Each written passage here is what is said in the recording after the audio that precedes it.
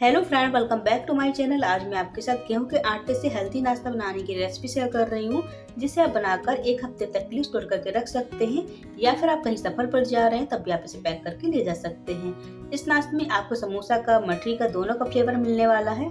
तो फ्रेंड, आप इस रेसिपी को जरूर ट्राई कीजिएगा। तो चलिए बनाना शुरू करते हैं।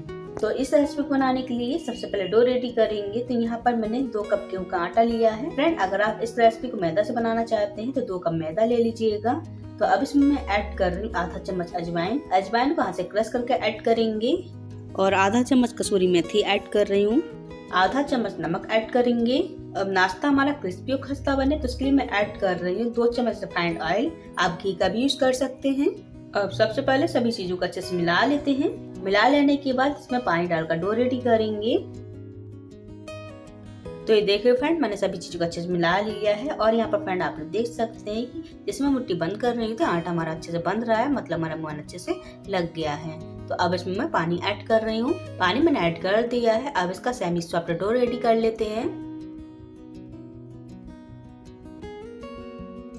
तो फ्रेंड, यहाँ पर आप लोग देख सकते हैं कि 2 मैंने रेडी कर लिया है। अब इसे मैं 10 मिनट के लिए रेस्ट पर रख देती हूँ। अब चलिए इसके लिए स्टफिंग रेडी करेंगे। तो यहाँ पर मैंने एक मिक्सिंग बाउल लिया है। इसमें मैं ऐड कर रही हूँ 4 मीडियम साइज के उबले हुए आलू, जिसे मैंने बॉईल करके छील कर इसे ग्रेट करके लिया है।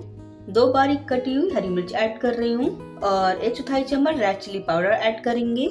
1 चम्मच आमचूर पाउडर ऐड कर रही हूँ और इसी के साथ ऐड करेंगे आधा चम्मच गरम मसाला। और अब इसमें ऐड कर रही हूँ नमक। तो नमक आप अपने टेस्ट के अकॉर्डिंग ऐड कीजिएगा।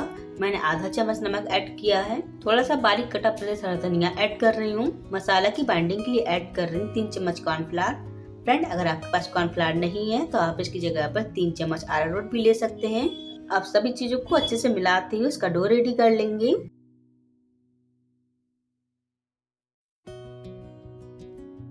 तो यहाँ पर फ्रेंड आप लोग देख सकते हैं कि डो मैंने रेडी कर लिया है। अब इसे मैं साइड में रख देती हूँ। अब चलिए इसके लिए साटा रेडी करेंगे। तो यहाँ पर मैंने एक बाउल में 2 चम्मच मैदा लिया है। अब इसमें मैं ऐड कर रही हूँ 2 चम्मच रिफाइंड ऑयल। अब इसे स्पून की हेल्प से मिलाते इसका साटा रेडी कर लेते हैं। तो यहाँ पर फ्रेंड आप लोग देख सकते हैं कि साटा हमारा रेडी है। इसे मैं साइड में रख देती हूँ। अब चलिए डो को मसल कर चिकना कर लेते हैं। डो को मैंने चिकना कर लिया है। अब डो का रोल बनाएंगे। रोल बना लेने के बाद इसे 6 पार्ट में बराबर से कट करेंगे। तो फ्रेंड, यहाँ पर आप लोग देख सकते हैं कि मैंने इसे 6 बराबर पार्ट में कट कर लिया है। अब एक लोई को लेंगे और इसमें सूखा आटा लगाकर इसे रोटी जैसा पतला बेल लेते हैं।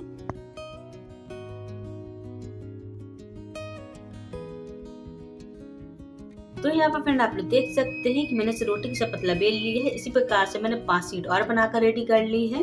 अब एक शीट को लेकर इसमें बनाया हुआ साटा अप्लाई करेंगे। साटा को सभी जगह अच्छे से फैला देना है। तो फ्रेंड, यहाँ पर आप लोग देख सकते हैं कि मैंने साटा अच्छे से लगा दिया है। अब इसमें दूसरी शीट रखेंगे और इस पर भी साटा को अच्छे से लगा देते हैं। साटा को मैंने सभी जगह अच्छे से लगा दिया है। अब इसमें तीसरी शीट रखेंगे। अब इसे बेलन की हेल्प से इसे बड़ा कर लेते हैं।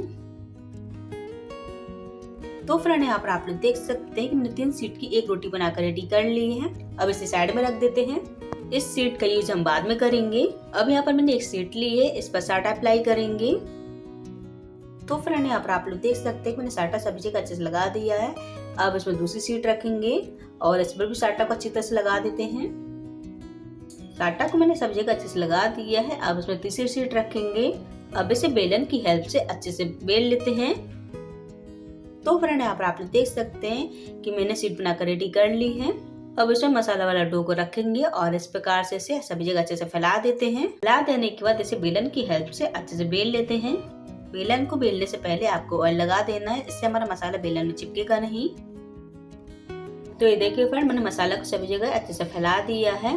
अब इसमें शीट रखेंगे, जिसे हमने पहले 3 शीट से बनाकर एक शीट बनाकर रेडी किया था और इसे अच्छे से सेट कर देंगे और इसमें हल्के हाथों से बेलन चला देना है ताकि अच्छे से सेट हो जाए। अब चलिए इसे कट कर लेते हैं। तो यहाँ पे फ्रेंड आप देख सकते हैं कि मैंने इसे कट कर लिया है। अब इस पर पानी अप्लाई करेंगे और इस तरह से फोल्ड कर देते हैं। फोल्ड मैंने कर दिया है। अब कट कर लेते हैं।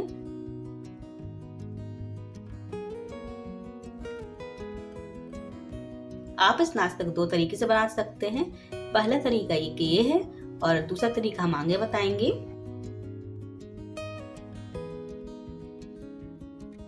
अब दूसरा तरीका मैं इस प्रकार से इसे नाइफ से कट कर लेते हैं।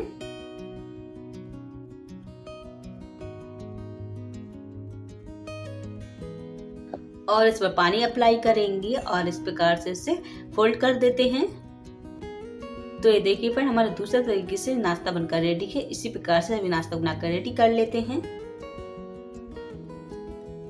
तो फ्रेंड यहाँ पर आप लोग देख सकते हैं कि अब हमारा नाश्ता फ्राई करने के लिए रेडी है। तो चलिए अब इसे फ्राई कर लेते हैं। इसे फ्राई करने के लिए मैंने पहले से ऑयल को गर्म करने के लिए रख दिया था और इस नाश्ते को फ्राई करने के लिए ऑयल लाइट गर्म होना चाहिए और गैस की फ्लेम को लो टू मीडियम के बीच में रखना है।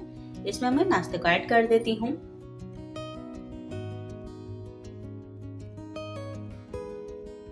तो मैंने नाश्ते को ऐड कर दिया है। अब इसे लो टू मीडियम फ्लेम पर सिकने देते हैं। जब ये नाश्ता हल्का सा क्रिस्पी हो जाएगा तब आपने इसे उलट पलट करते हुए बढ़िया से गोल्डन कलर के होने तक के लिए फ्राई कर लेना है।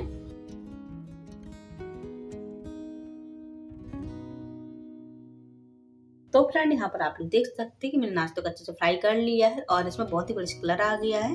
तो अब मैं इसे निकाल लेती हूँ। इसी प्रकार से सभी नाश्ते को डालकर फ्राई कर लेते हैं।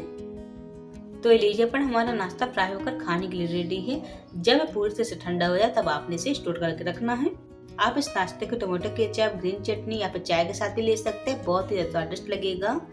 तो फ्रेंड, आपको ऐसी रेसिपी कैसी लगी मुझे कमेंट करके जरूर बताइएगा। तो मिलते हैं इस नए मजेदार रेसिपी के साथ। तब तक के लिए बाय बाय, टेक केयर।